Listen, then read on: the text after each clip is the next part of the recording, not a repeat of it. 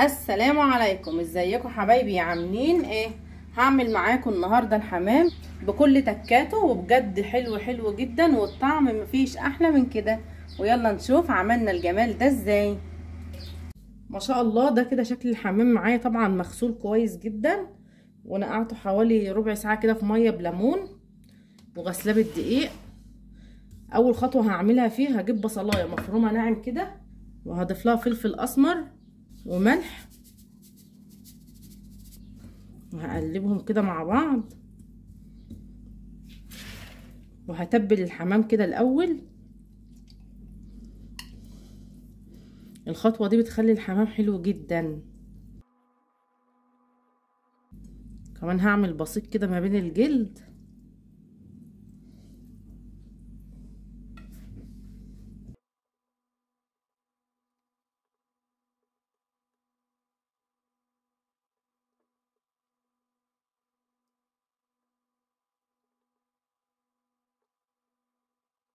وهسيبه منقوع كده حوالي نص ساعه على ما اجهز الخلطه بتاعته.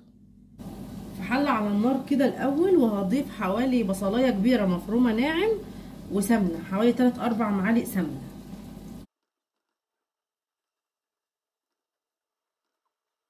اول ما السمنه تسيح كده مع البصل، هنزل بالقوانص،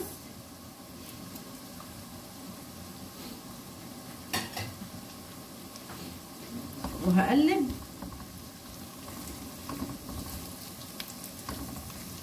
بفضل اضيف القوانص كده مع البصل من الاول، علشان على ما البصل ياخد لون ويتحمر تكون القوانص اخدت سوا شويه.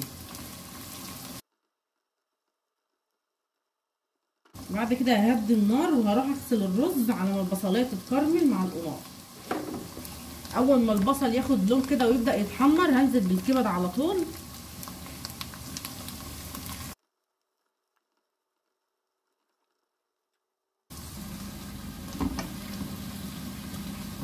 كده خلاص زي ما انتم شايفين اتحمرت. هستخدم لكل حمامية قبضة ايد رز، يعني هعاير الرز ناشف بقبضة ايدي كده. استنى هوريكم ازاي.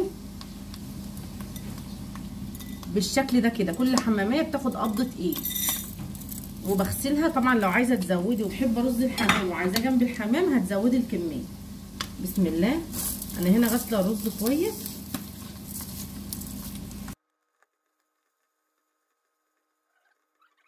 في الوقت ده هضيف التوابل: فلفل اسمر، ملح،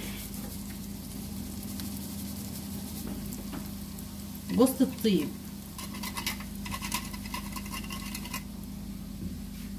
وهشوح.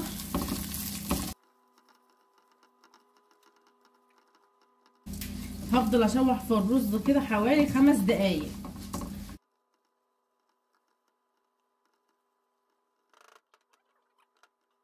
كده خلاص، بعد ما قلبته 5 دقايق بقى جاهز معايا. هبدأ دلوقتي احشيها. بسم الله. مش هكبس الرز كده علشان يستوي كويس ويبقى واخد راحته. وبعد ما املاها من تحت، اقوم قافله الرجلين كده، وهبدأ احشيها من فوق. بسم الله. طبعا بالراحه علشان ما تتقطعش مني.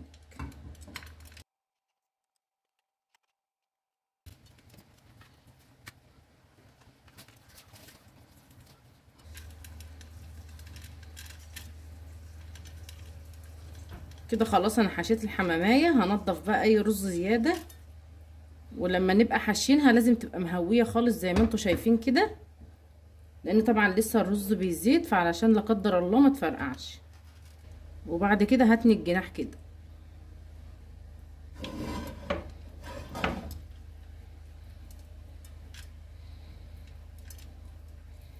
كده بقت تمام. هقوم بقى دافسه راسها.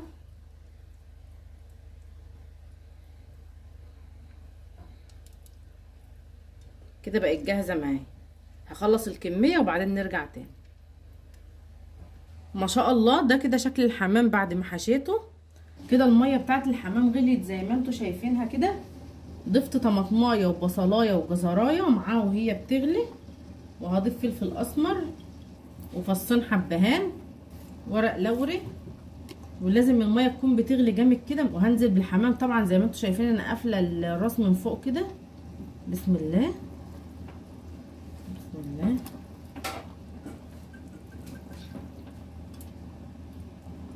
هغطي عليه وهسيبه يغلي. اول ما يغلي كده ههدي النار خالص وهسيبه بقى شمعة. بعد ساعة الا ربع هفتح عليه وهختبر التسوية بتاعته. هسيبه كمان 5 دقايق كده وهضيف الملح. دلوقتي هضيف الملح وهغطي عليه وهسيبه كمان 10 دقايق كده. خلاص الحمام استوى بعد ما اخد معايا ساعة بالظبط وبقى جاهز. في الطاسة اللي هنحمر فيها هضيف زيت وسمنة. بسم الله.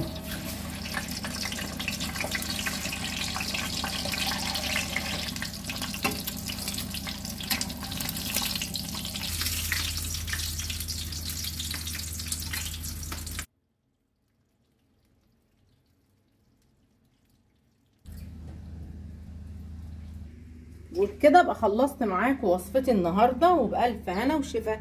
لو عجبتكم الوصفه بتاعتي ما تنسوش تدعموني بلايك واشتراك في القناه علشان يوصل لكم كل جديد. مع السلامه.